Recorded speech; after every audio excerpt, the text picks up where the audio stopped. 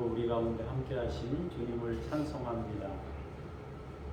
거룩하신 주의 날에 오신 여러분들을 환영하며 주의 이름으로 함께 축복하고 찬송하겠습니다.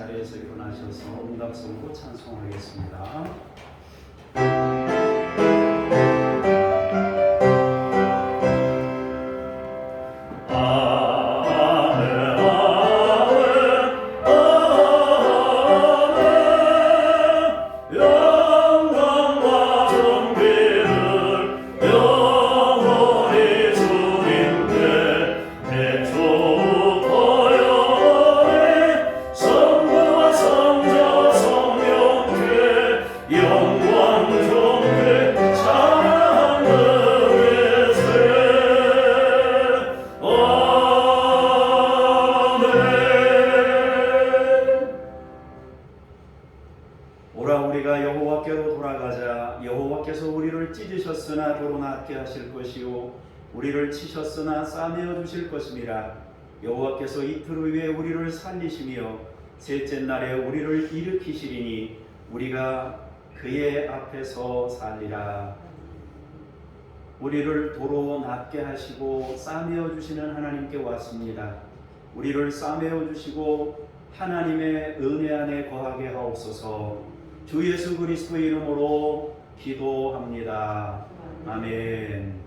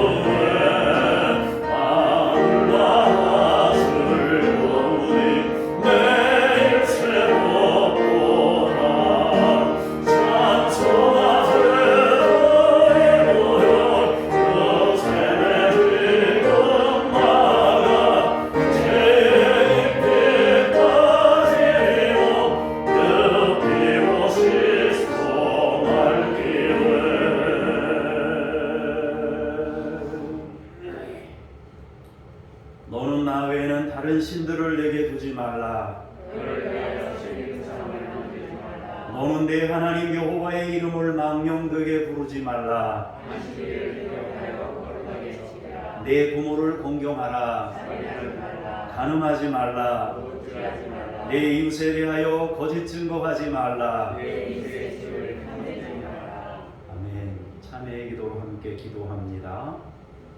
긍휼이 풍성하셔서 회개하는 죄인을 용서해 주시는 하나님, 그 사랑에 의지하여 죄 많은 저희가 이렇게 찬미와 경배를 드리기 전에 죄부터 자독합니다. 저희는 세상에서 홀로 지낼 때에 은밀한 죄악을 즐기며 살았습니다. 사람들이 놀고 있으니 하나님도 알지 못할 것이라 생각하며 완악한 마음으로 죄악의 자리를 떠나지 않았습니다. 교회 안에서는 거룩한 모습으로 가장하며 지냈으나 세상으로 나가서는 추한 본성을 한껏 드러내며 살았습니다. 외식하는 바리새인처럼 회칠한 무덤으로 겉과 속이 갈랐습니다. 주여, 감히 하늘을 우러러보지도 못하고 가슴만 두드렸던 세리와 같이 저희도 애통하는 마음으로 잡아가오니 우리가 잡아가는 모든 죄를 용서해 주옵소서. 예수님의 이름으로 고백의 기도를 드립니다. 아멘. 이제 침묵으로 기도합니다.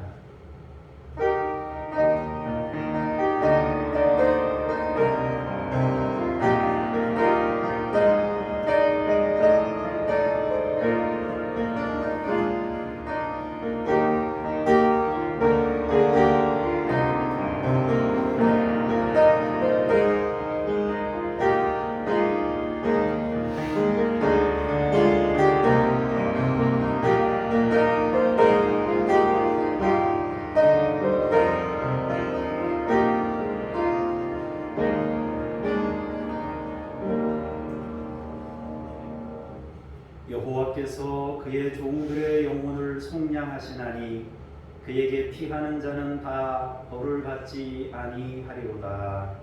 아멘. 신앙 고백 드립니다. 나는 전능하신 아버지 하나님 천지의 창조주를 믿습니다. 나는 그의 유일하신 아들 우리 주 예수 그리스도를 믿습니다. 그는 성령으로 잉태되어 동정녀 마리아에게서 나시고 본디오 빌라도에게 고난을 받아 십자가에 못 박혀 죽으시고 장사된 지 사흘 만에 죽은 자 가운데서 다시 살아나셨으며 하늘에 오르시어 전능하신 아버지 하나님 우편에 앉아 계시다가 거기로부터 살아있는 자와 죽은 자를 심판하러 오십니다. 나는 성령을 믿으며 거룩한 공교회와 성도의 교제와 죄를 용서받는 것과 몸의 부활과 영생을 믿습니다. 아멘. 자리에 앉으셔서 제가 기도하겠습니다. 인류의 죄를 대속하시기 위하여 독생자를 아끼지 않고 세상에 내어주신 하나님 아버지, 사순절 첫 번째 주일에 드리는 우리의 예배를 받아 주옵소서. 주님의 보혈이 흐르고 있는 제단 앞에 엎드려 성령 하나님의 임재를 기다립니다. 오셔서 우리 예배를 주관하시며 인도하여 주옵소서. 사순절에 드리는 예배를 통해 독생자를 보내신 성부 하나님의 사랑을 깨닫게 하시고 십자가를 지신 성자 예수님의 은혜를 깊이 알아가게 하시옵소서. 감사로 드리는 찬양과 믿음으로 드리는 기도와 겸손으로 드리는 예물을 받아 주옵소서. 오늘 믿음이라는 제목으로 하나님의 말씀을 증거합니다. 우리 속에 성령의 도우심으로 믿음을 불어넣어 주시고 하나님을 향한 믿음으로 살아가는 우리 모두가 되게 하옵소서. 권능으로 임재하실 주님을 찬송하며 예수님의 이름으로 기도합니다. 아멘.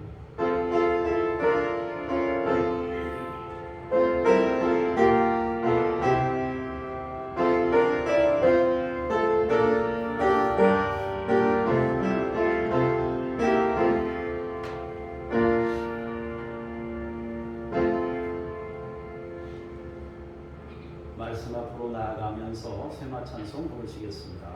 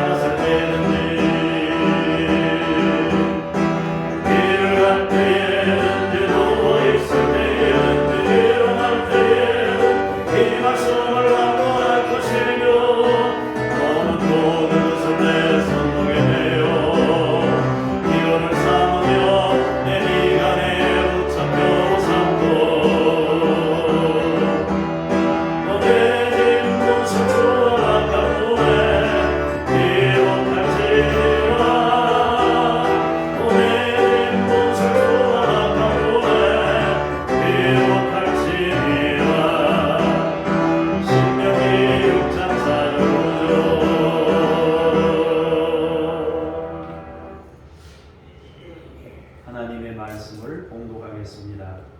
홍순영 권사님께서 나오셔서 누가복음 17장 1절에서 4절까지의 말씀을 봉독하겠습니다. 예수께서 제자들에게 이르시되 실족하게 하는 것이 없을 순 없으나 그렇게 하는 자에게는 하로다. 그가 이 작은 자 중에 하나를 실족하게 할 텐데 차라리 연자 맷돌을 그 목에 매어 바다에 던지는 것이 나으리라. 너희는 스스로 조심하라. 만일 내 형제가 죄를 범하거든 경고하고 회개하거든 용서하라. 만일 하루에 7번이라도 내게 죄를 짓고 7번째 내게 돌아와 내가 회개하노라 하거든 너희는 용서하라 하시니라. 아멘. 주님께 감사합니다. 연이어서 박미영 권사님께서 나오셔서 누가복음 17장 5절에서 10절까지의 말씀을 봉독하시겠습니다. 사도들이 주께 여짜오되 우리에게 믿음을 더하소서 하니 주께서 이르시되 너희에게 겨자씨 하나만한 믿음이 있었더라면 이 뽕나무더러 뿌리가 뽑혀 바다에 심기어라 하였을 것이요 그것이 너희에게 순종하였으리라. 너희 중 누구에게 밭을 갈거나 양을 치거나 하는 종이 있어 밭에서 돌아오면 그더러 곧 와 앉아서 먹으라 말할 자가 있느냐. 도리어 그더러 내 먹을 것을 준비하고 띠를 띠고 내가 먹고 마시는 동안에 수종 들고 너는 그 후에 먹고 마시라 하지 않겠느냐. 명한대로 하였다고 종에게 감사하겠느냐. 이와 같이 너희도 명령받은 것을 다 행한 후에 이르기를 우리는 무익한 종이라 우리가 하여야 할 일을 한 것뿐이라 할 테니라. 아멘. 주님께 감사합니다. 네, 연이어서 11절에서 19절까지 말씀을 보겠습니다. 예수께서 예루살렘으로 가실 때에 사마리아와 갈릴리 사이로 지나가시다가 한 마을에 들어가시니 나병 환자 10명이 예수를 만나 멀리 서서 소리를 높여 이르되 예수 선생님이여 우리를 불쌍히 여기소서 하거늘 보시고 이르시되 가서 제사장들에게 너희 몸을 보이라 하셨더니 그들이 가다가 깨끗함을 받은지라. 그 중에 한 사람이 자기가 나은 것을 보고 큰 소리로 하나님께 영광을 돌리며 돌아와 예수의 발 아래에 엎드리어 감사하니 그는 사마리아 사람이라. 예수께서 대답하여 이르시되 10사람이 다 깨끗함을 받지 아니하였느냐. 그 9은 어디 있느냐. 이 이방인 외에는 하나님께 영광을 돌리러 돌아온 자가 없느냐 하시고 그에게 이르시되 일어나 가라. 내 믿음이 너를 구원하였느니라 하시더라. 아멘. 주님을 찬미합니다. 아멘. 오늘은 믿음이라는 제목으로 말씀의 은혜를 나누고자 합니다. 여러분 모두 하나님이 주시는 믿음으로 굳건해지는 믿음의 사람들이 될 수 있기를 축복합니다.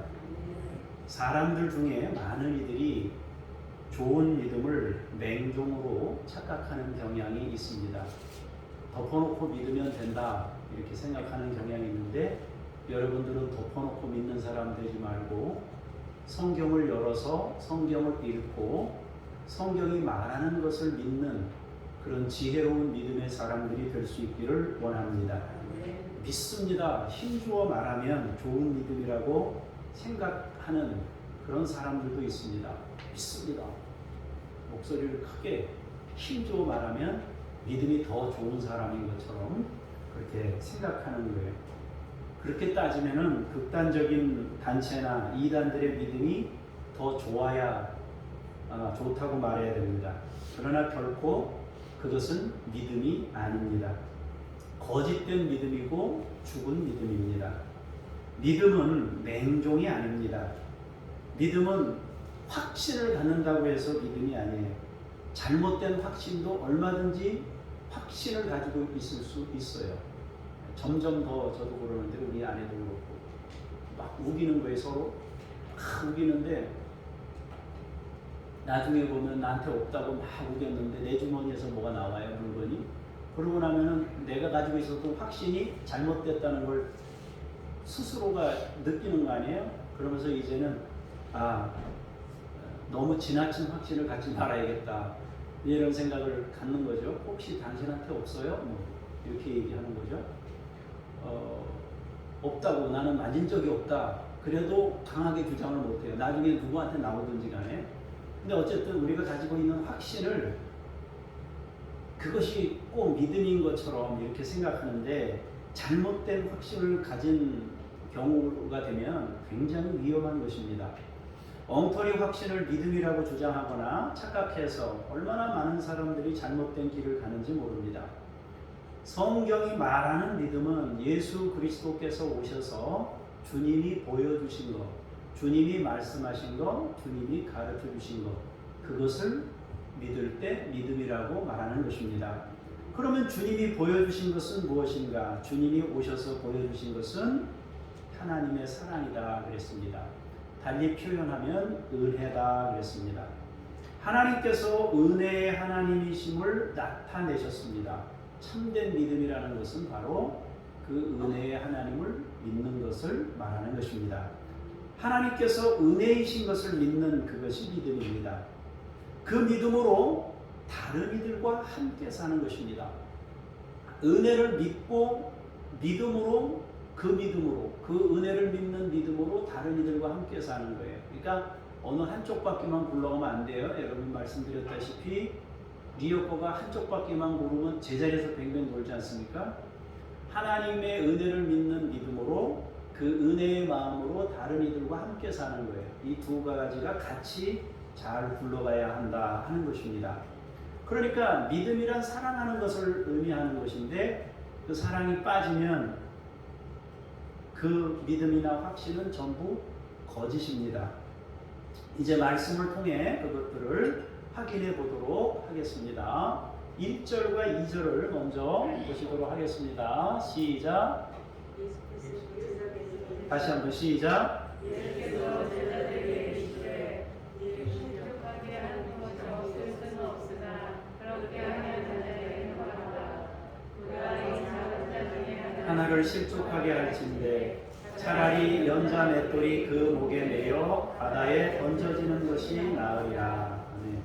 1절과 2절에서는 두 가지 말씀을 하고 있습니다. 하나는 실족하는 일들이 사람 사는 세상에 있게 된다.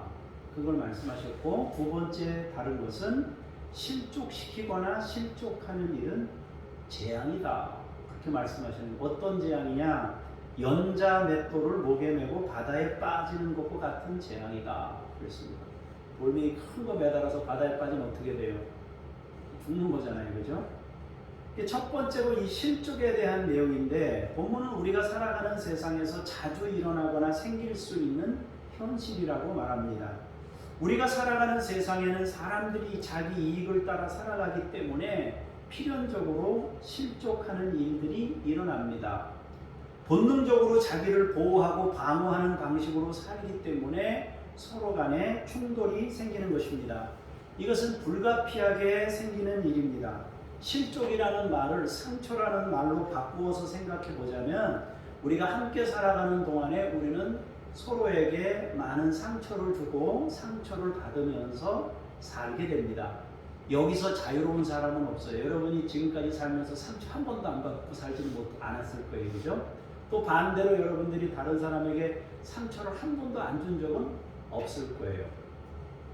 어떤 경우에는 의도하지 않았는데 생기는 경우도 있고, 또 내가 너무 화가 나가지고 의도해서 받아쳤는데 그것이 상대에게 문제가 생기는 경우들도 있습니다. 그런데 우리가 여기서 실족이라는 단어를 살펴봐야 되는데요. 여기 실족이라는 말은 올무, 함정이라는 뜻을 가지고 있습니다. 올무나 함정이라는 것은, 여러분 올무를 놓을 때, 함정을 팔 때 우연입니까? 계획적인 겁니까? 계획이잖아요. 그죠? 올무를 놓는다는 건, 함정을 판다는 거는 누가 이제 여기 와서 빠지기를 기대하고서 미리 준비하는 거잖아요. 심지어 여러분 경찰들이 그 스피드건이나 이런 거 혹은 뭐 이렇게 해서 그 모퉁이 도는 도로에서 그 교통경찰이 잡으면 그래도 사실은 정직하게 가는 게 맞지만은 사람들이 뭐라 그래요? 함정 단속했다고 해서 막 여론이 막 들끓지 않습니까? 그만큼 함정이나 업무라는 것은 계획적으로 다른 사람을 해야 할 목적을 가지고 있는 것이기 때문에 굉장히 좋지 않은 것입니다. 누군가 걸려 넘어지게 하는 방법이에요. 그러므로 실족이라는 말은 고의로 상대방을 넘어지게 만드는 범죄를 말하는 것입니다. 주님은 실족시키는 일을 합리화하신 것이 아닙니다. 그래도 된다라고 하신 것이 아니라 인간의 죄성 때문에 그런 일들을 저지를 수 있음을 말씀하고 있는 것입니다. 자, 우리가 아까 말씀드린 대로 실수로 다른 사람에게 상처를 주는 경우도 있지만 어떤 경우에는 저 사람이 나한테 너무 큰 데미지를 줄 때는, 충격을 줄 때는 우리도 순간 반응이, 이미 순간적으로 반응이 이 사람한테 세게 반응을 보여가지고 이 사람한테 피해를 주는 경우들도 있어요. 그런 경우도 있단 말이에요. 그러니까 이 사람들이 사는 세상에서는 이런 일들이 얼마나 있을 수 있단 말이에요. 그런데 인간의 이런 죄성 때문에 이런 일들이 저지를 수 있다는 걸 말씀하고 있어요. 그리고 그럴 경우에는 화가 된다는 사실을 분명히 말씀하십니다. 화라는 것은 재앙을 말하는 거 아닙니까? 한문으로 화자는 재앙 화자니까 재앙을 말하는 겁니다. 어느 정도 재앙이냐 하면은 연자맷돌을 매달고 바다에 던져지는 재앙입니다. 그러니까 이거는 실족시키는 거는 안 하는 게 좋은 거예요. 그죠? 주님은 지금 세상에서 일어날 수 있는 일들을 말씀하시면서 그렇게 흘러가는 대로 살지 말 것을 당부하고 있는 거예요. 세상의 특성이 이렇다. 실족시키는 일들이 있고 이렇게 살아간다는 거예요. 그렇지만 우리는 그렇게 하면 안 된다. 그 흐름대로 따라가면 안 된다는 것을 말씀하고 있는 거예요. 다시 말해서 믿음으로 살아가는 세상을 만들어야 함을 말씀하시는 겁니다. 자, 그 다음 구절을 조금 보면은 더 자세히 설명됩니다. 자, 3절, 4절을 읽겠습니다. 시작.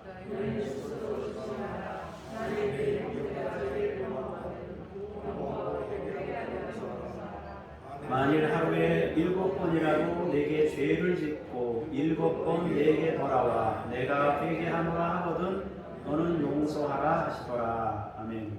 자, 주님은 제자들에게 세상의 흐름은 실족시키는 일, 실족하는 일을 겪으면서 한다는 거예요, 세상에. 근데 그거는 굉장한 화가 돌아, 재앙이 온단 말입니다. 그래서 주님에게 세상의 흐름과는 다른 방식의 삶을 위해 3가지를 당부했습니다. 3가지 동사가 뭡니까? 첫 번째, 조심해라. 두 번째 뭡니까? 경고해라. 세 번째 뭡니까? 용서해라. 이 3가지입니다. 먼저는 조심하라고 말씀합니다. 무엇을 조심하라는 것인가? 실족시키는 걸 조심하고 실족하는 것을 조심해야 됩니다. 여러분, 내가 실족하면 죄를 짓는 거니까 문제가 되지만 실족 당하는 건 어때요? 실족 당하는 것도, 여러분, 누군가가 나를 계속 괴롭히는 것 때문에 내가 예수 믿는 걸 포기한다. 여러분들이 막 교회 왔는데 교회에서 어떤 사람이 믿음으로 살아야 되는데 안 믿음으로 사는 거예요. 안 믿음으로 살면서 여러분을 계속 괴롭혀서 여러분들이 낙오가 돼가지고 예수를 안 믿어서 천국을 못 간다면 괜찮아요? 안 될 일이잖아요. 그죠? 그러니까 우리는 실족시키는 것도 조심해야 되지만 실족 안 당하는 것도 중요하단 말이에요. 이 2가지에 대해서 주님은 조심하라 말씀하셨습니다. 세상 흐름을 따라가다가 실족시키는 일, 즉 올무나 함정을 만드는 사람이 될 수 있습니다. 너도 나도 그렇게 가니까 무뎌져가지고, 여러분, 누구랑 사느냐에 따라서 사람이 달라져요. 그쪽 물에 포함돼서 계속 지내다 보면 그렇게 될 수밖에 없어요. 가끔 이제 새로운 분들, 그러니까 이제 이렇게 정치할 때 보면은 국회의원들 뭐 새로 인재 영입해서 새로운 분들을 이렇게 보면 얼굴이, 순수한 얼굴이 있어요. 그분들이 깨끗하게 살던 사람들이나 순수한 얼굴들이 그 안에 있는 거예요. 그런데 한 1년 지나고 2년 지나고 막 TV에도 나오고 뭐 이렇게 주목도를 받다가 보고 그 다음에 말하는 거 보면 얼굴이 벌써 달라졌어요. 사람이 더 이렇게 뭐랄까요? 각박해졌다 그럴까요? 그런 느낌들을 너무나 자주 만나게 됩니다. 우리가 누군가와 함께 사느냐에 따라서 얼마든지 달라질 수 있어요. 그래서 세상의 흐름에 같이 이렇게 편승해서 지내다가 잘못하면 내가 남을 실족시키면서도 정작 그걸 죄라고 느끼지 못하면서 사는 경우들도 있습니다. 그러므로 여러분, 실족하는 것이나 실족시키는 것이나 안 하는 것이 좋습니다. 그런 일이 당연히 있지만은, 세상에 그런 일이 있지만은 너희는 그렇게 하지 말라고 주님이 말씀하시는 거니까 여러분들 실족 당하지 말기를 바랍니다. 누가 뭐라 그래도 여러분들은 하나님의 자녀들인 것을 기억하면서 흔들림 없이 믿음의 삶을 살 수 있기를 바라고, 다른 사람을 실족시키는 일이 없기를 바랍니다. 두 번째로는 형제가 죄를 범하면 경고해라 그랬습니다. 사랑이라는 것은 두 가지로 나타나는 것입니다. 하나는 죄를 막는 것이 사랑이고, 다른 하나는 용서하는 게 사랑입니다. 이 두 가지는 모두 중요한 것입니다. 용서만 하는 것은 사랑이 아닙니다. 반대로 경고만 하는 것도 사랑이 아닙니다. 계속 경고만 하면 이 사람이 변화되는 게 아니라 사람이 악해져요. 점점 더. 죄를 강화시키는 것이 좋은 게 아니에요. 요즘에 사람들이 점점 악해져서 뭐 축법, 소년, 뭐 법이 어떻고 뭐 이런 얘기를 막 해요. 그래서 15살 뭐 그거를 이제 줄여가지고 뭐 14살, 13살 줄여가지고 뭐 10살부터 뭐 벌을 줘야 된다. 그렇게 얘기하는데, 그것은 이제 율법으로, 더 강한 법으로 제재하겠다는 거예요. 그 말은 이건 제 해석입니다. 제 해석인데, 저는 그건 50% 주면 점수를 많이 주는 거니까 안 돼요. 한 40% 정도 맞는 말이라고 봐요. 60%는 잘못된 거라고 봅니다. 건강한 사회를 만드는 것은 율법을 강화한다고 해서 건강한 사회가 되는 것이 아닙니다. 진짜 중요한 거는 따뜻한 가정을 만들어야 하고, 행복한 가정을 만들어야 하고, 아이들이 마땅히 받아야 될 사랑을 받을 수 있는 사회를 만드는 정책을 세워야 하는 것입니다. 법으로 잘라내고 죽이고 더 강화시켜가지고 이게 될 것 같으면 얼마든지 됐죠.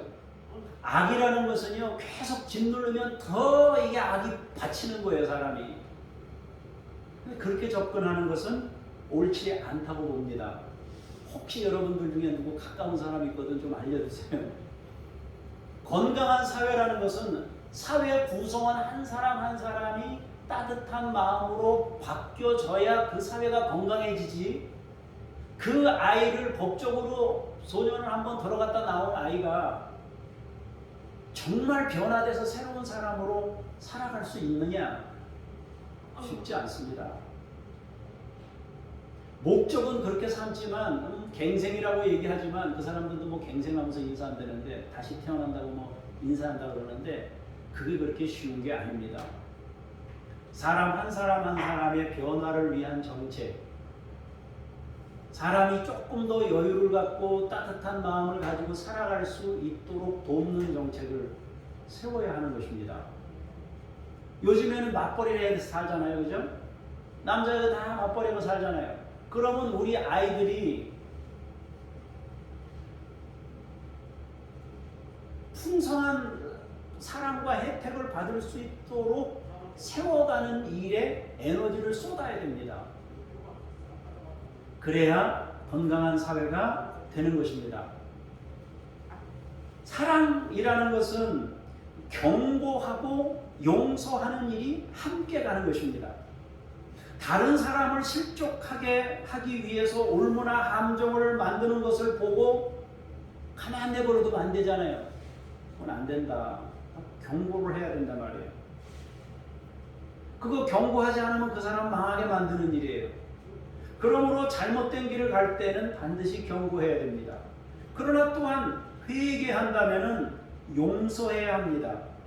이 두 가지를 통해 우리는 형제의 사랑을 실천할 수 있는 것입니다. 자, 세 번째로는 용서하라고 말씀하셨는데, 위에서 지금 방금 말한 것을 조금 보충하자면 이 용서라는 것도 두 가지 의미를 갖습니다. 하나는 상대방을 위해서 용서하라는 것이고 다른 하나는 나 자신을 위해서 용서하는 것입니다. 용서는 사람에게 다시 시작할 수 있는 힘을 줍니다. 용서는 사람을 변화시킵니다. 용서는 새로운 삶을 시작하도록 이끌어 줍니다. 용서는 이렇게 다른 사람을 주님의 사람으로 세우는 능력이 되는 것입니다. 그래서 용서는 곧 사랑입니다. 그래서 용서를 통해서 어떤 사람에게 다시 살아갈 용기를 주고 힘을 주고 다시 변화시킬 수 있는 방향으로 이끄는 것입니다. 두 번째로 용서는 나 자신을 위해서도 필요한 것입니다.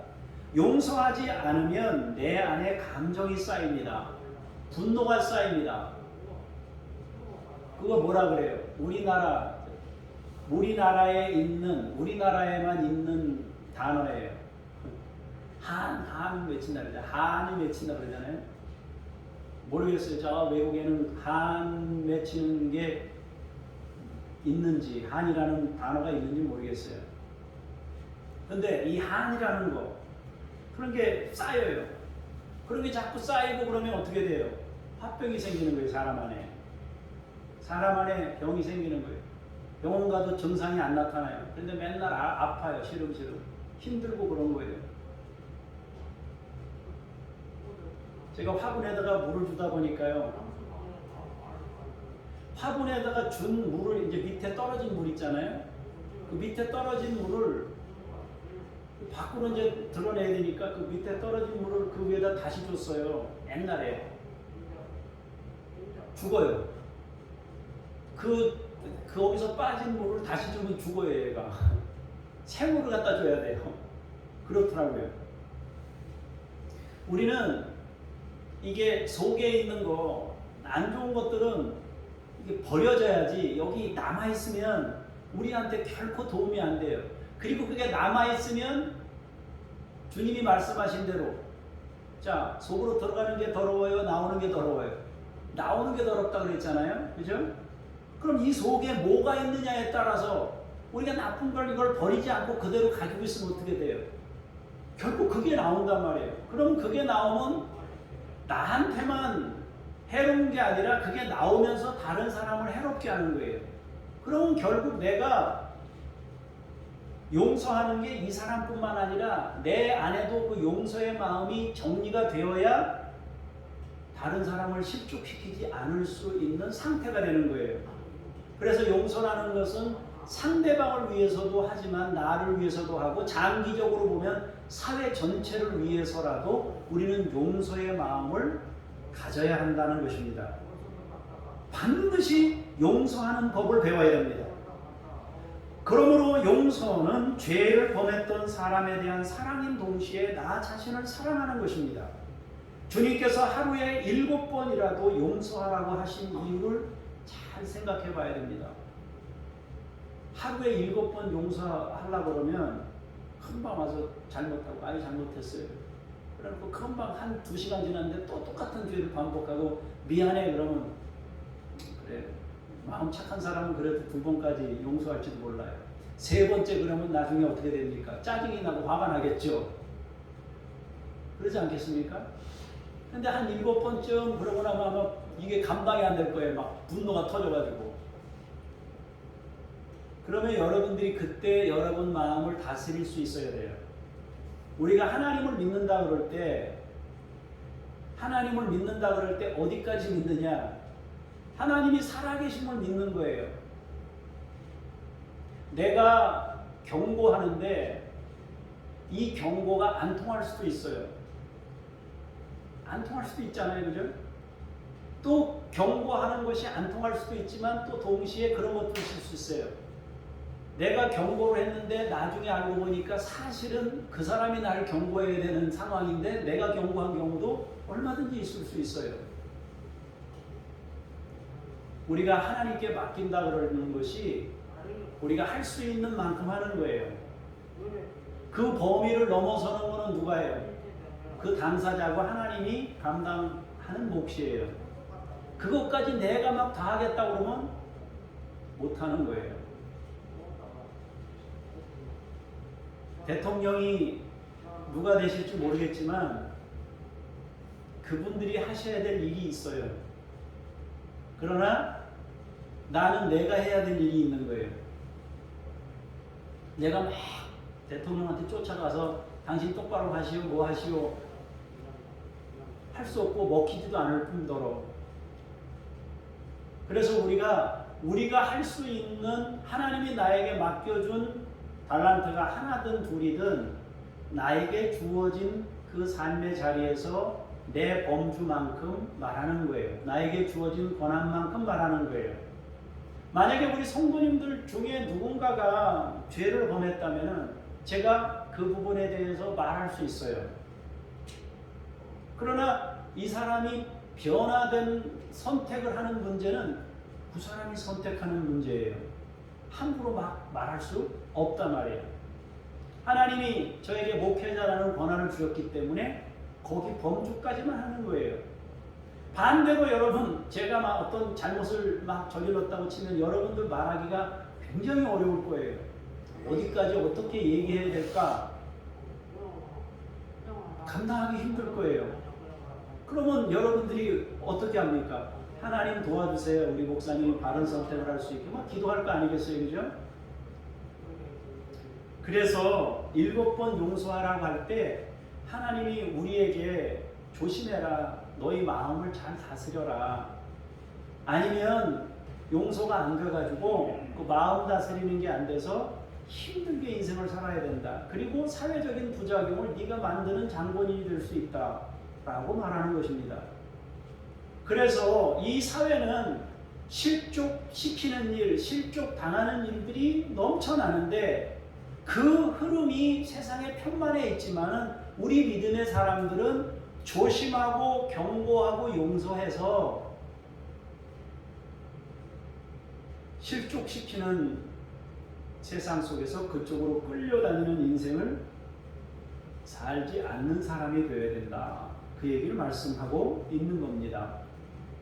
자, 5절에서 6절을 보도록 하겠습니다. 시작.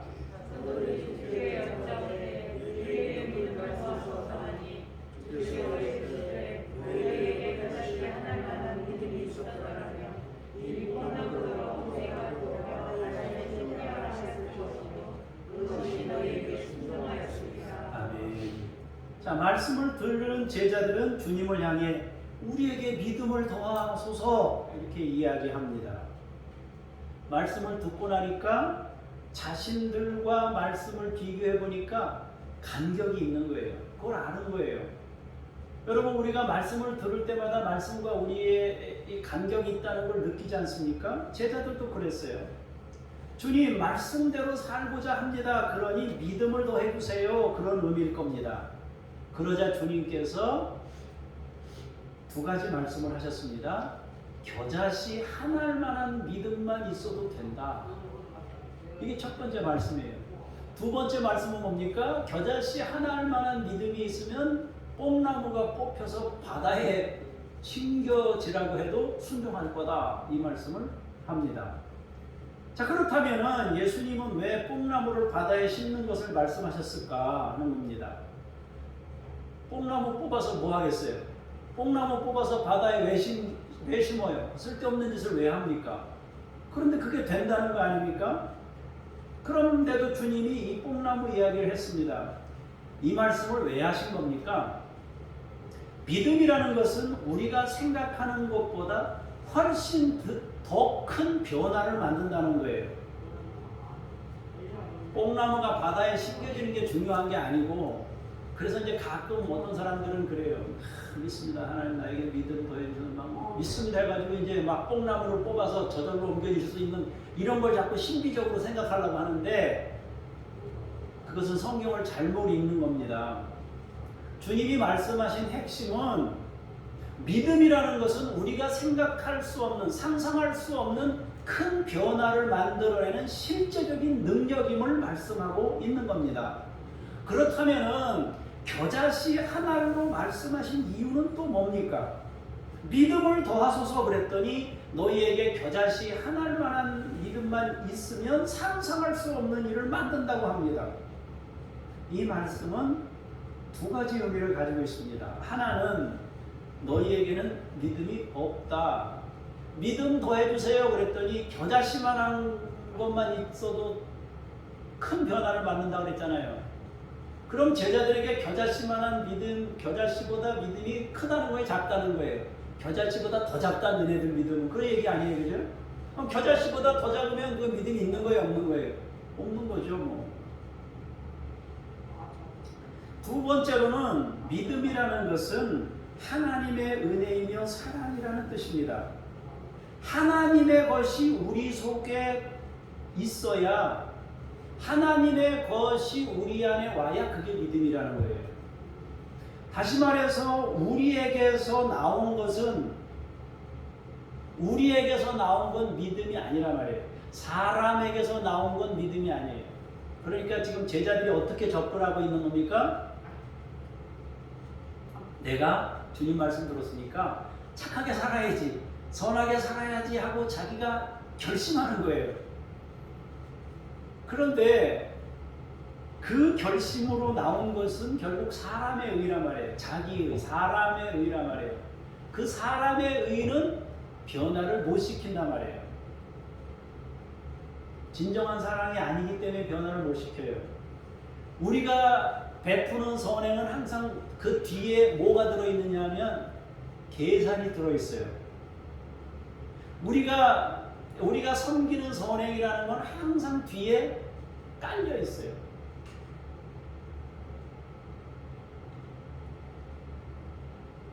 예수님이 뭐라 그랬어요? 오른손이 한 일을 왼손이 모르게 하라 그랬잖아요, 그죠?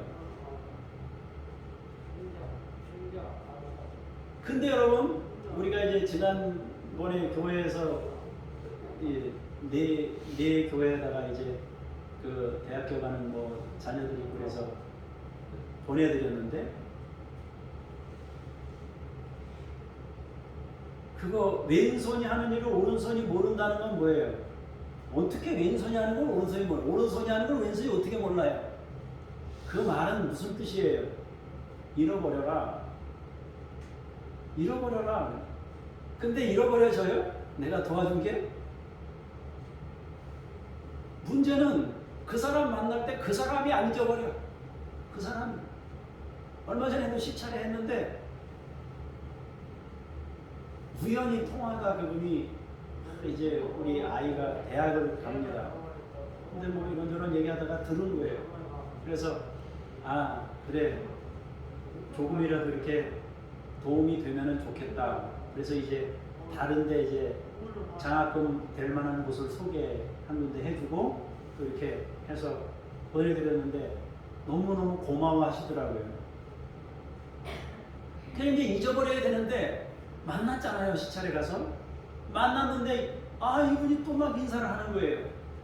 그러니까 이게 잊어버려야 되는데 문제는 저쪽이 안 잊어버려. 또 저쪽이 안 잊어버리면서 생각나게 해. 다음번에 만나도 가만히 있어야 되는데 또 막 제발 좀 민망하니까 이렇게 좀 그냥 넘어가 달라고 이제 얘기를 하는데 이게 계속 남는단 말이에요.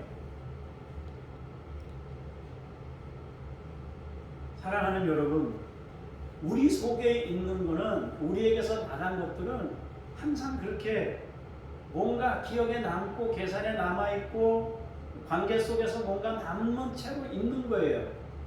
그런데 예수님께서 말씀하신 믿음은 그것이 아니에요. 하나님으로부터 나온 것이 우리에게 있어야 그것이 믿음이에요. 자기 의로움이 아니라 하나님의 의로움이에요. 바꾸면 사랑이고 은혜입니다. 은혜를 깨닫는 것이 곧 믿음입니다. 하나님의 은혜를 배워서 그 은혜 안에서 사는 것이 바로 믿음입니다. 그러니까 믿음은 드러내질 않아요. 드러낼 수가 없어요.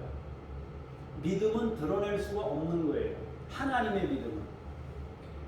사람의 믿음은 계산이 깔려 있어요. 그건 가짜인 거죠. 진짜는 그렇지 않단 말이에요. 그러니까 이렇게 냉정하게 따지고 보면 우리에게 믿음이 있어요? 없어. 할 말이 없어요. 없어요. 저도 누군가를 도와줬는데 이쪽에서 이런 걸 뭐 이렇게 반응을 보이면 기분 나빠요. 기분이 안 나빠야 되거든요.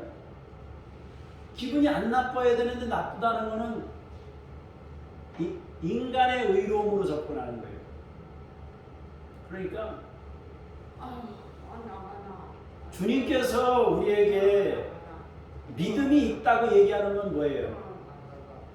나에게 하나님이 가지고 계신 그 믿음이 나에게 없다는 걸 고백할 때 주님은 네가 이제 비로소 너한테 믿음이 없다는 걸 아는구나. 나의 은혜가 필요하다는 걸 네가 아는구나. 그걸 믿음이라고 여기시는 거예요. 그러니까 내가 믿음이 있다라고 생각하는 사람은 믿음이 없는 거예요. 내가 눈이 떠졌다라고 생각하는 사람은 맹인인 거예요. 자, 이제 조금 더 성경을 읽으면 더 해석이 분명해집니다. 자, 7절부터 보겠습니다. 너희 중 누구에게 밭을 갈거나 양을 치거나 하는 종이 있어 밭에서 돌아오면 그더러 곧 와 앉아서 먹으라 말할 자가 있느냐? 도리어 그더러 내 먹을 것을 준비하고 띠를 띠고 내가 먹고 마시는 동안에 수종 들고 너는 그 후에 먹고 마시라 하지 않겠느냐? 명한 대로 하였다고 종에게 감사하겠느냐? 이와 같이 너희도 명령받은 것을 다 행한 후에 이르기를 우리는 무익한 종이라 우리가 하여야 할 일을 한 것뿐이라 할지니라. 자, 믿음이 뭐라는 거예요 도대체? 주님은 이 비유를 통해서 무엇을 말씀하시는 것일까요? 종의 마음이에요. 종의 마음. 종은 하루 종일 가서 일하는 거예요. 하루 종일. 종이니까 하루 종일 일해요. 저도 뭐 밖에서 뭐 이렇게 일하고 막 힘들면 땀이 막 나고 그러면 목이 마르잖아요. 그럼 문 딱 열고 마치 맡겨놨다는 듯이 자신감 있게 나는 지금 밖에서 죽을 고생했으니까 당신은 내가 원하는 대로 줘야 돼. 그래가지고 물 내라! 그러면 물을 준단 말이에요.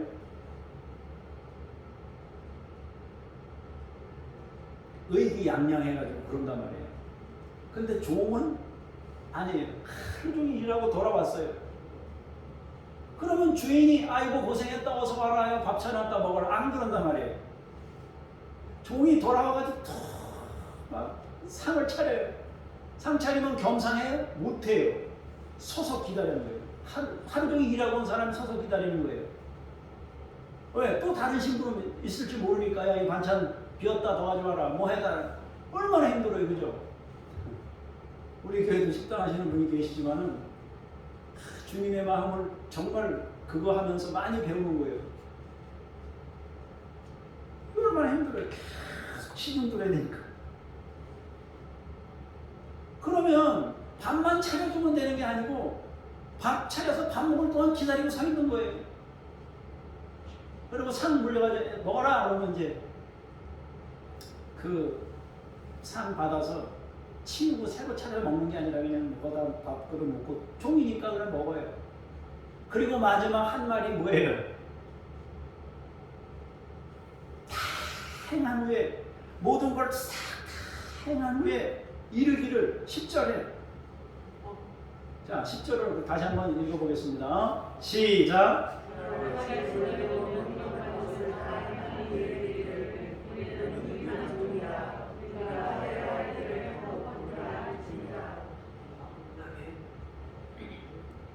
우리는 무익한 종이라 우리가 하여야 할 일을 한 것뿐입니다. 주님 해야 할 일을 했습니다. 사실은 이 종은 주인에 비해서 할 말이 무척 많아요. 할 말이 너무 많아요. 하루 종일 일하면서 떼끝에서 일한 그 수고가 너무 많기 때문에 위로받고 싶어요. 할 말이 너무 많아. 근데 또 상 차리면서 할 말이 너무 많아. 수종 들면서 할 말이 너무 많아. 근데 모든 말은 다 없어요. 그리고 딱 한마디 하는 거예요. 마땅히 해야 할 일을 한 것뿐입니다. 무익한 종입니다. 그게 다예요.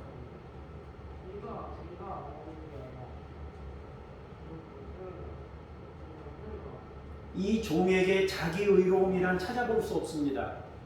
내가는 어디에도 없습니다. 그저 마땅히 섬깁니다. 이런 종의 자세가 세상을 변화시키는 겁니다. 이런 종의 자세는 뽕나무를 바다에다가 심는 역사를 만들 수 있단 말입니다. 우리가 상상할 수 없는 더 큰 일들을 만들어내는 것입니다. 그렇다면 누가 이렇게 살 수 있느냐 하는 것입니다. 그 가능성은 은혜를 깨달은 자에게만 있습니다. 그러므로 은혜를 만나지 않고 믿음을 말할 수 없어요. 하나님으로부터 나는 죄인인데 이 죄인을 구원해 주셔서 감사합니다 라는 그 은혜의 마음을 배우지 않고는 다른 사람에게 은혜를 베풀면서 계산하지 않을 수 없습니다. 그러나 주님의 은혜를 만난 사람은 이쪽을 향하게 돼 있습니다. 100% 이대로 살진 못하더라도 방향을 그쪽에다 두고 주님 마음으로 살아가려고 애를 씁니다. 그리고 주님 너무 감격이 있습니다. 주님의 말씀과 나를 긍휼히 여겨주십시오. 이 마음으로 믿음 생활을 합니다. 그런 사람을 믿음 있는 사람이라고 성경이 말하는 것입니다.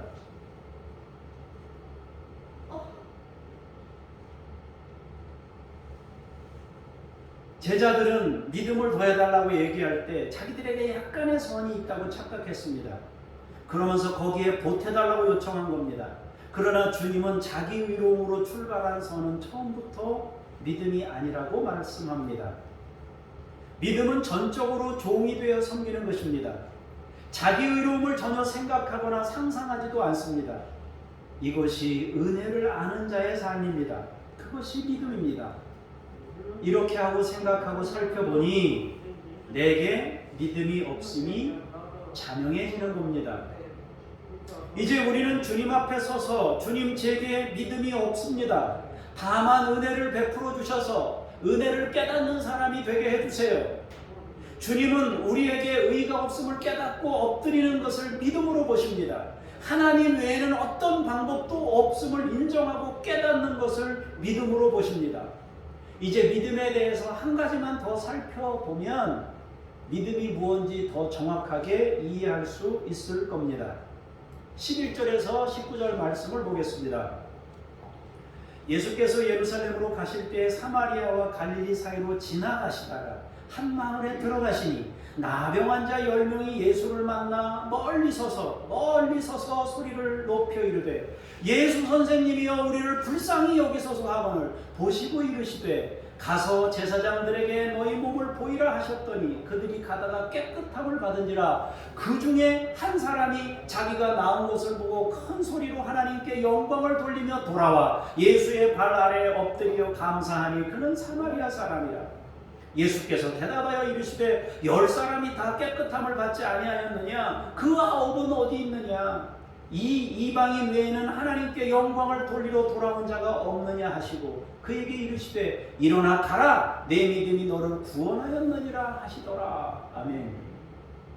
이건 우리가 다 아는 내용입니다. 나병 환자 10사람이 치유를 받고자 주님에게 간구합니다.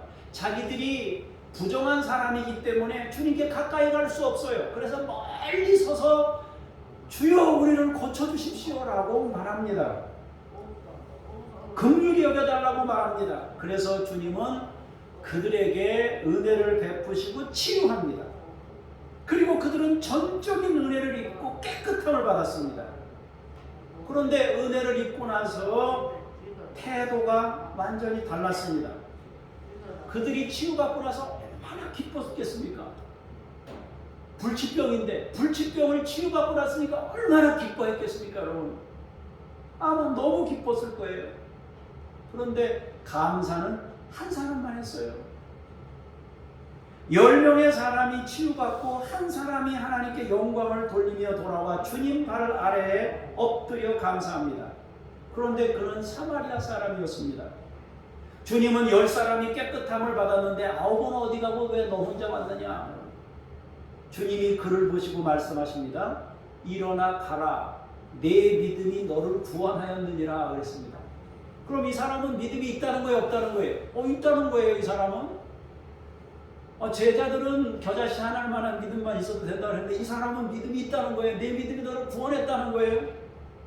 여기서 말씀하신 믿음은 뭐냐 하는 것입니다. 은혜를 깨달은 것입니다.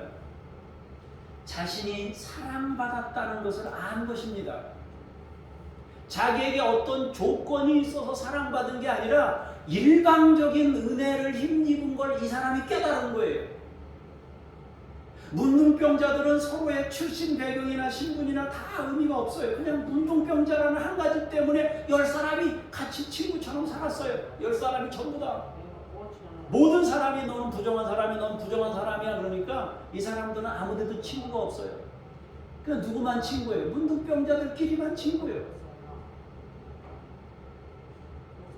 서로 공감하고 마음을 나누고 똑같은 아픔을 안고 있었기 때문에 그런 거예요. 그러니까 자기들이 부정한 사람이기 때문에, 불치병이기 때문에, 스스로는 해결이 안 되기 때문에 예수님께 멀리 서서 도와달라고 부탁한 거예요. 그리고 은혜를 입었어요. 그럼 얼마나 기뻐요. 그런데 그 기쁨도 잠시예요. 은혜를 입고 치유를 받았는데 보니까 고침받고 나니까, 정상이 되고 나니까 이제 신분이 나타나는 거예요. 신분이. 아플 때는 모두 똑같았는데 신분이 회복이 되고 나니까 이게 마음이 달라지는 거예요. 아까까지는 친구였는데 고침받고 나니까 나는 유대인이고 너는 사마리아인이에요. 목욕탕에 들어가면 똑같아진다 그러잖아요. 병원에 가면 다 여러분 똑같아진다 그러잖아요. 아픈 사람들끼리 다 모여있으니까. 여러분 무슨 그 중한 병에 들어있는 분들이 병원에 가시면요, 그분들이 한 반 의사가 돼가지고요 서로 막 얘기해줘요. 그런 뭐 이런 그 저기 뭡니까 그 사람들 그 문병 가면은 거기 앉아 있는 그런 자리 있잖아요. 그걸 뭐라 그래요? 휴게실 같은데 그런 데 가면요, 그 보호자들끼리 모여가지고 삼삼오오 이 얘기해주고 저 얘기 나는 뭐 이렇고 자기 경험담 막 얘기하면서 친구가 되는 거예요. 친구가. 그럼 병원에 나와서도 친구가 돼야 되는데 병원에 나왔는데 한 사람은 대학교 교수님이에요. 한 사람은 뭐 그냥 일반 뭐 이런 데서 사는 사람이에요. 친구가 돼야 되는데 안 되는 거예요. 신분에 격차가 있으니까 안 되는 거예요. 그 사마리아인도 똑같아요. 그리고 정신을 차리고 보니까, 자기가 정신을 차리고 보니까 자기는 사마리아인이었던 거예요. 9사람은 유대인이고 자기는 사마리아인이야. 문둥병자인데 하나인데 치유받고 나니까 넌 이방인, 우리 유대인. 그때 사마리아 사람이 깨달아요. 뭘 깨달았느냐? 주님께서 나를 사랑하신 것은 진정한 사랑이고 은혜 때문이다. 주님은 문둥병자까지 사랑하셨다. 사마리아인인 나까지 사랑하셨다. 주님의 사랑은 초월적인 사랑임을 깨달았습니다. 자기 안에 어떤 사랑받을 만한 뭔가가 있어서 은혜를 입은 것이 아니라 초월적인 은혜를 받았음을 깨달은 것입니다. 사람들의 사랑은 변해요. 신분에 따라 상황에 따라 달라집니다. 몸이 건강한 유대인과 사마리아인은 달라요. 유대인은 구원받을 아브라함의 자손이지만 사마리아인은 여전히 죄인이고 더러운 사람이에요. 이 둘은 엄청난 차이가 있어요. 그러나 문둥병자인 경우에는 유대인이나 사마리아인에 같아요. 다 죄인이에요. 뭔가 죄가 있어서 병이 왔고 부정한 사람이 되었다고 생각합니다. 당시의 사고가 그랬으니까요. 어떻든 문둥병자들은 서로 차별하거나 신분을 따지거나 하지 않았습니다. 그러나 그렇게 동일한 사람으로 살았어요. 그러나 건강이 회복되자 상황이 바뀌었어요. 이제 너는 부정하고 더러운 사람이고 우리는 거룩한 사람이다. 그러니까 사마리아 사람은 여전히 부정한 사람이에요. 문둥병자였을 때만 부정한 게 아니라 고침받아도 부정해요. 그리고 따지고 보면 이 사마리아 사람은 태어나길 사마리아에서 태어났으니까 죽을 때까지 부정함에서 벗어날 길이 없는 거예요. 이대로 따지면. 그런데도 왜 주님이 나를 치유하셨을까? 이 부정한 사람을. 그런데도 왜 주님은 나를 사랑하셨을까? 문둥병자에 치유받으면 거룩해지지만 사마리아인이라는 거는 평생 딱지인데 이 딱지가 안 떨어질 텐데, 죽을 때까지 안 떨어질 텐데 우리 주님은 왜 나에게 이 치유의 은혜를 베푸셨을까? 아, 주님의 사랑은, 진정한 주님의 사랑은 이러한 평생 남는 이 딱지까지도 초월해서 은혜를 베푸시는 분이구나. 이게 알고 나서 감동을 받은 거예요, 이 사람이. 그래서 정신을 차리고 나니 여전히 더러워진 모습이었는데, 그리고 나니 유대인들은 부정에서 벗어났지만 사마리아는 여전히 부정한 사람. 그때 그가 깨달은 거예요. 주님의 은혜와 사랑은 이 모든 걸 초월하여 나를 품으셨다. 이 주님의 은혜는, 하나님의 사랑은 문둥병만 품는 게 아니라 사마리아인도 품으셨다. 그걸 그가 깨달았어요. 누구도 자기를 그렇게 사랑한 적이 없었어요. 아무 거리낌 없이 사랑해 주신 주님을 만난 거예요. 아무것도 보지 않고 은혜를 베푸신 겁니다. 하나님의 은혜를 통해 문둥병자였고 사마리아인이었던 이 사람이 깨닫는 겁니다. 주님이 날 사랑하신 거구나, 조건 없이. 그래서 나는 사랑받은 사람이구나, 하나님은 이런 분이구나, 하나님은 이런 하나님이구나, 이걸 깨닫고 감사하러 간 거예요, 주님께. 그래서 땅에 엎드려서 감사하는 거예요. 주여 감사합니다.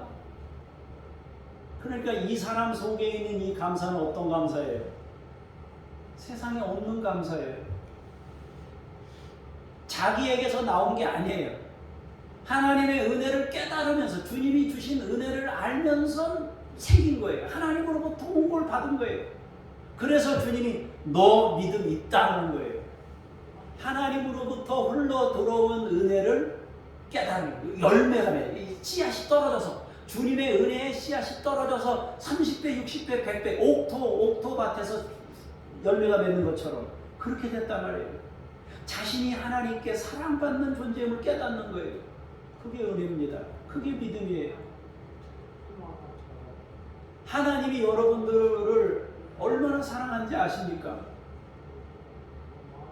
그거는 조건을 초월한 사랑이에요. 그런데 까딱 잘못하면, 우리가 은혜를 입고 나서, 하나님의 은혜를 입고 나서 정신 못 차리면 차별할 수 있어요. 사람 가릴 수 있어요. 나는 이렇게 지내는데 저 사람은 뭐지? 이렇게 해가지고 사람을 무시할 수 있어요. 그러면 치유받은 문둥병자 9사람처럼 사는 거예요, 인생이. 그렇게 되면 곤란해요. 그건 믿음 없음이에요. 하나님께서 날 사랑하셨다는 사실을 믿는 거, 그걸 믿으면 감사할 수밖에 없어요. 그 감사한 마음이 우리 속에 채워지면 그 사람의 그 기쁨과 감사는 빼앗을 자가 없는 거예요.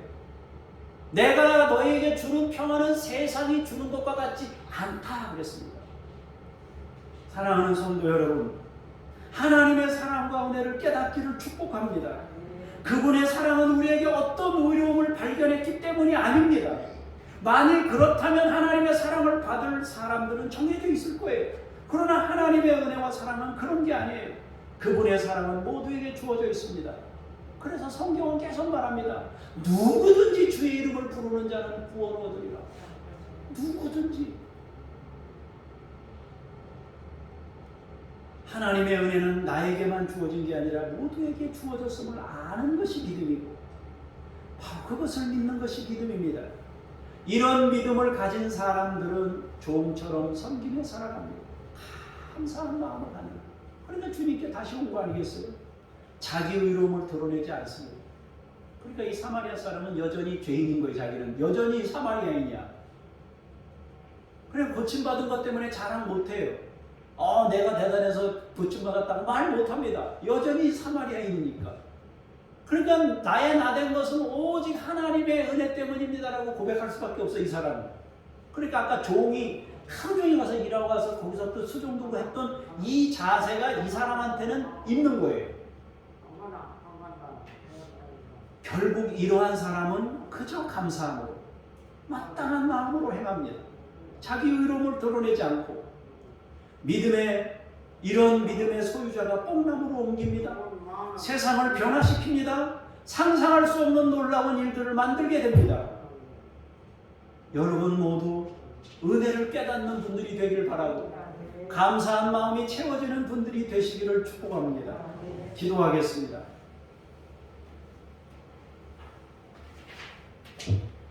주여, 우리에게 하늘의 믿음을 주옵소서. 주께서 은혜 베푸시고 사랑하시는 것을 깨달아 알기를 원합니다. 하나님의 것을 부어주시옵소서. 어설픈, 내게서 나간 어설픈 선행이 아니라 하나님으로부터 온 온전한 감사와 찬양이 되는 삶이 되기를 원합니다. 주여, 우리 가운데 함께 하시고 능력으로 같이 하여 주시옵소서. 주 예수 그리스도의 이름으로 기도합니다. 아멘.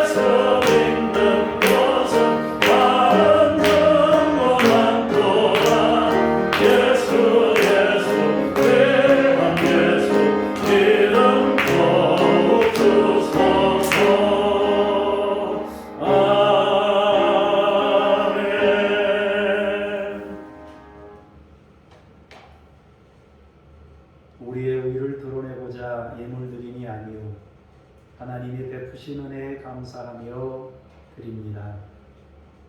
문둥병자 한 사람이 찾아온 것처럼 우리가 그 마음으로 주님 앞에 왔습니다.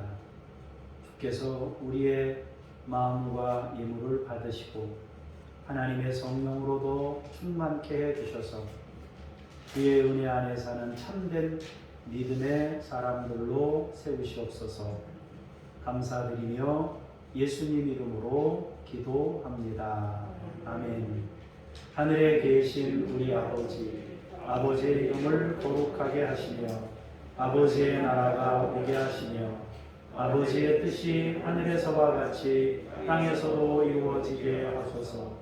오늘 우리에게 일용할 양식을 주시고 우리가 우리에게 잘못한 사람을 용서하여 준 것 같이 우리 죄를 용서하여 주시고 우리를 시험에 빠지지 않게 하시고 악에서 구하소서.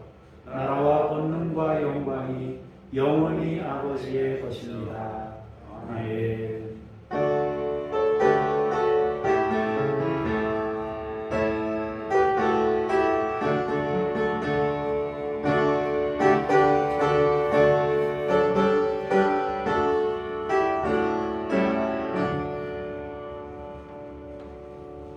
자리에 앉으셔서 주보 가운데 면에 있는 중보기도 내용 봅니다. 공정한 선거와 건강한 정부가 세워지고 바른 정책을 만들고 지혜롭게 통치하도록 위해서 기도하시기 바랍니다. 대만이 열강의 이해관계에서 불안한 정세가 안정되고 불교와 조상숭배의 민속신앙이 뿌리 깊은 곳에 복음의 씨앗이 뿌려지고 주님의 평강이 임하도록 여러분 기도할 수 있기를 바랍니다. 오늘은 사순절 첫 번째 주일에 수요일부터 사순절이 시작되었습니다. 건강한 정부가 세워지도록 기도하시고 여러분 이미 투표하신 분도 계시겠지만 수요일이 투표하시는 날이니까 여러분 권리 행사를 위해서 참여하시기를 바랍니다. 잠깐 기도하겠습니다. 기도하겠습니다.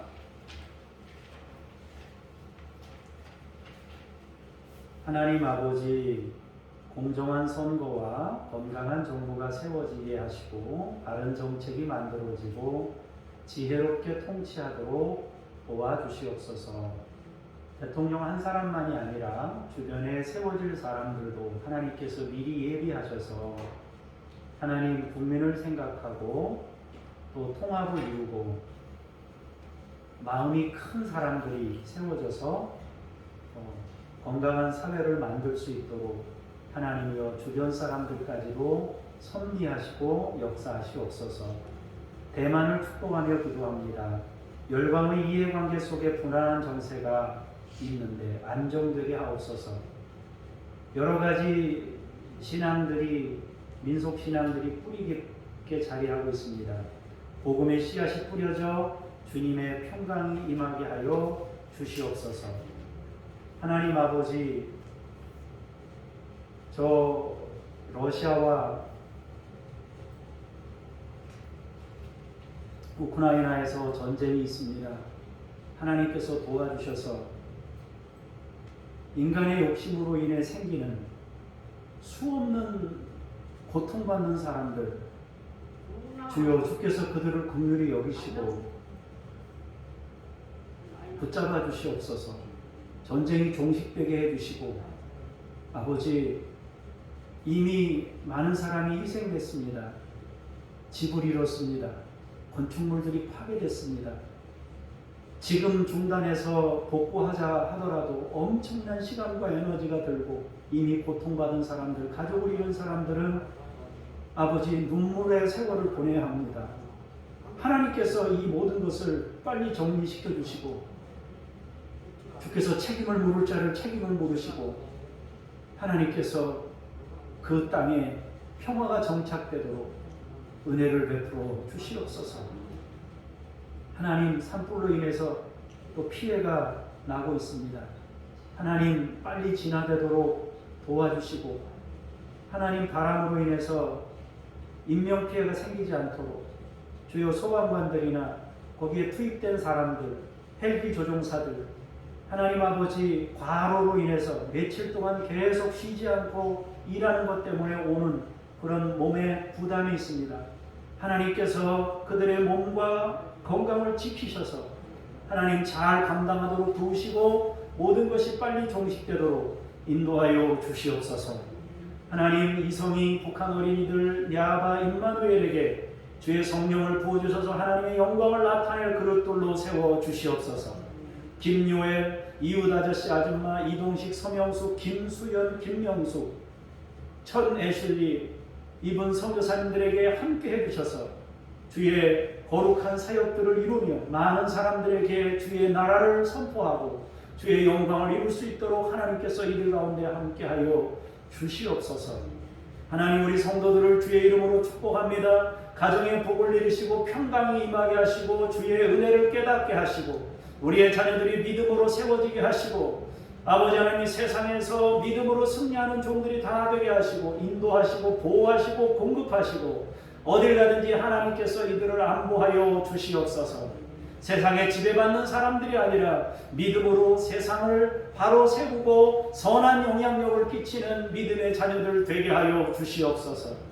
하나님, 고통받는 우리 믿음의 식구들을 위하여 기도합니다. 하나님 아버지, 머리부터 발끝까지 주께서 건강으로 채우시고 인도하여 주시옵소서. 하나님, 모든 오장육부를 깨끗게 하시고 특별히 마음을 깨끗게 하시고 하나님 아버지, 마음으로 믿음으로 하나님을 의지하고 승리하도록 아버지께서 우리 교우들 모두를 지키시고 인도하여 주시옵소서. 그 외에 기도하는 제목들 하나님께서 일일이 아시오니 우리 성도들의 마음을 다 헤아리시고 은혜를 베푸시옵소서. 감사드리며 주 예수 그리스도의 이름으로 기도합니다. 아멘. 자리에서 일어나셔서 성령님과 함께 삶의 자리로 동행하며 나아가겠습니다.